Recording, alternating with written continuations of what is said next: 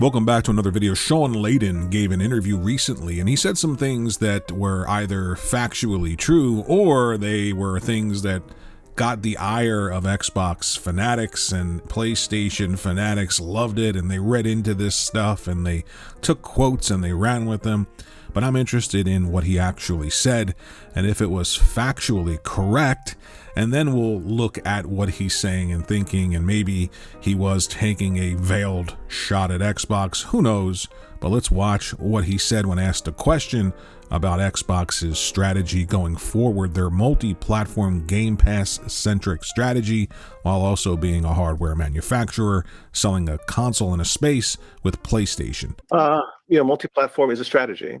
Multi-platform means widening your addressable market, as the marketing guys say, just getting more people a chance to see it.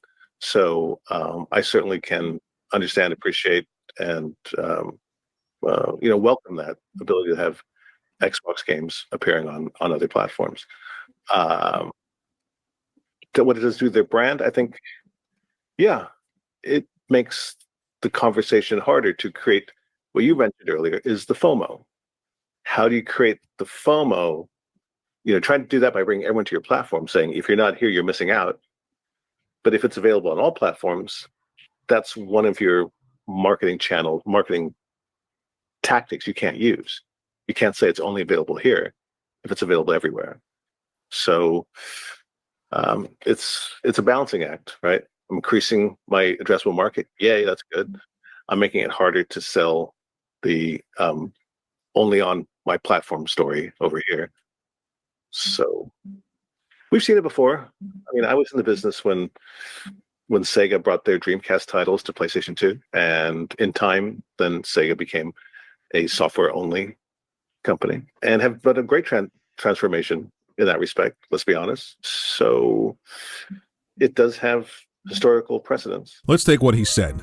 Did Sega make hardware? Yes. Does Microsoft make hardware? Yes.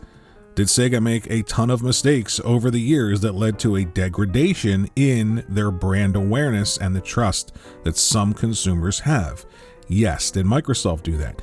Yes. Did Sega have a loyal, small following of fans who would buy anything Sega did right up until the end?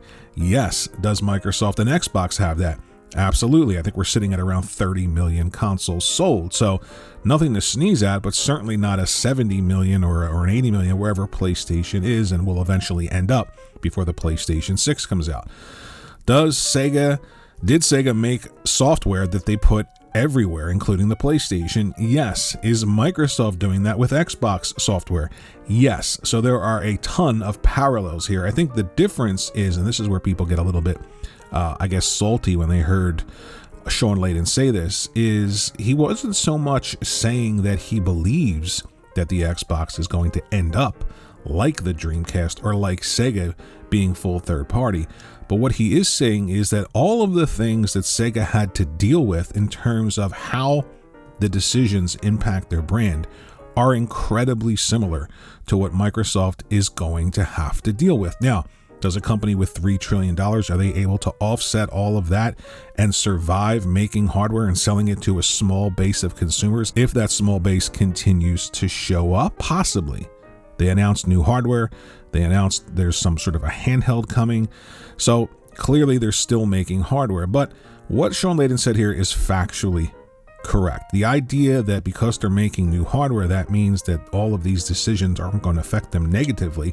Look at what happened with Zune. They spent hundreds of millions of dollars. That's gone. Look at what happened with Windows Phone. They spent hundreds of millions of dollars on Nokia, and that went away. Look at what happened with Mixer and paying hundreds of millions of dollars to streamers to push that service, and ultimately they just dropped them. All of them. So that conceivably could absolutely happen when it comes to Xbox hardware, and Game Pass could be the factor when it comes to keeping hardware in the space, but it could also be a factor in terms of pushing hardware out of a space, because a service has to exist everywhere. There's no service tied to a specific box. And Game Pass right now with consoles is tied to Xbox. It's tied to a box that isn't selling, which means the number of consumers who subscribe to it is always going to be limited, and it's not going to grow. So what do? You take the software that's in Game Pass and you put it everywhere, but eventually a software and services company is going to want that service to be everywhere. So what Shawn Layden said is factually correct.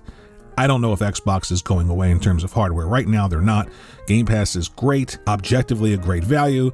So enjoy everything that you're having to do now when it comes to Xbox. But I think it's very important to look at, well, not only what someone says right now in the here and now, but also what a company has done in the past when it comes to money spent versus no return for that money. Let me know what you think in the comment section below. Thanks for watching this video. This is Far Cry New Dawn. It's got that 60 frames per second patch on PlayStation 5, PlayStation 5 Pro, probably the best place to play this game if you have a Pro. This is the Xbox Series X version of it running through the cloud. I hate cloud streaming, but I wanted to check it out here just to show you that it is viable now if it's something that you want to do. But the game looks better and plays better downloaded to the hardware, obviously, and played natively. Let me know what you think in the comment section below about Shawn Layden. Thanks for watching. Think about liking and subscribing, and I'll see you in the next video.